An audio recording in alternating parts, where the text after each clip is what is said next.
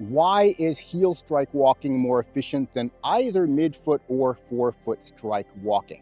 The answer is this: the gait rockers.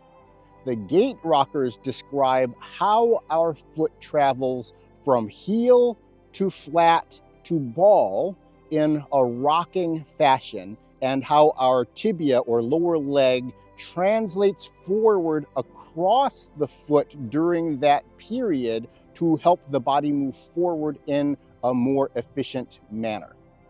Now, some people have commented that our feet are straight and flat and not a ball, so they can't roll, but they do rock.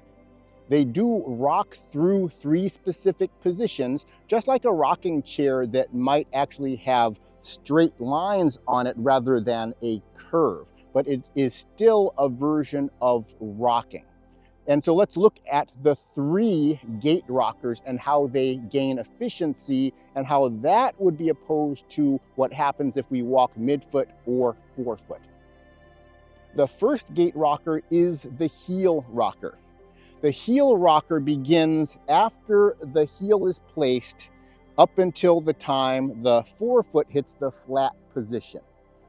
The foot rocks from this angled up position down to the flat position.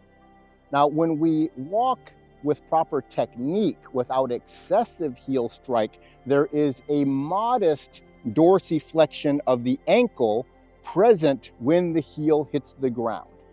Some people have an exaggerated ankle motion or ankle dorsiflexion because they walk in a way that is suboptimal, which may increase that strike of the heel and the amount of stress that occurs during the flattening of the foot. But with a normal gait, the heel rocker should be very controlled. One of the muscles that helps control the heel rocker is our anterior tibialis muscle here in the front of the lower leg. The anterior tibialis muscle helps control the plantar flexion of our ankle or our foot after the heel placement, preventing a slapping of the foot. So as the heel places and then transfers to the flat of the foot, gravity wants to make the foot go down like that, plantar flex. The anterior tibialis muscle slows that plantar flexion down as the weight goes over it. Now, some people have nerve damage or muscle damage or just weakness in the anterior tibialis, and that can cause what we call a foot slap. So the foot slaps the ground very quickly after the heel is placed. That's not a natural heel rocker. That is a heel rocker that is affected by some sort of medical issue or damage, or potentially weakness. So if you have a foot slapping problem, you may need to get that checked out or do exercises to work your anterior tibialis muscle. But for people who have normal anatomy and nerve function, the heel rocker should be nice and controlled. It is not a slap down of the forefoot. Walking towards the camera, you can see that it's not the foot hitting down really quickly. There is a relatively controlled lowering of the forefoot during the heel rocker. The second of the gait rockers is called the ankle rocker. The ankle rocker occurs after the forefoot hits the flat position and the tibia advances over the ankle in this manner. As that happens, the body is moving forward over the ankle in that manner. So this would be where the ankle rocker occurs, and my knee moves from behind the heel up to around the front of the toes. That follows the heel rocker and adds additional efficiency to the movement of walking on level ground. The final gait rocker is the forefoot rocker. That occurs after we have reached the end of our swing through and we're going to bring the forward heel down And at the same time, the rear heel is going to lift up off the ground, leaving only the forefoot on the ground. So that is the forefoot rocker. So again, we have the heel rocker, we have the ankle rocker, and then we have the forefoot rocker. Those rockers allow us to move much more efficiently through space when we're walking on level ground. I'm going to do a demonstration here of the 3 gait rockers, and then what happens if I transition to a forefoot strike, where now I'm retrograding backwards from the forefoot to the heel instead of gait rockering forward. Here's the use of the gait rockers, and then I'm going to just switch to a ball placement without changing the speed that I'm moving my body, and you can see how the translation of my body forward slows down. Now I'm going to begin with the forefoot strike, and the only thing I'm going to change is to the heel strike, and you can see that naturally the body speeds up, but not using more energy. I'm using the same effort for that heel strike as I was using the forefoot strike. So there's not really a debate about which sort of walking foot strike on level ground is more efficient. It is clear that heel striking is more efficient. So the question is, heel striking dangerous, and does that lead to problems that would prompt us to switch to a midfoot or forefoot strike despite the heel strike being more efficient?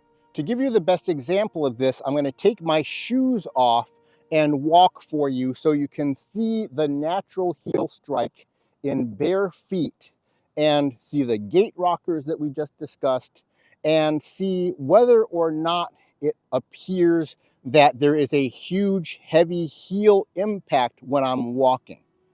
What you'll also notice is as my heel comes down and I begin the heel rocker, you don't see my knee lock out.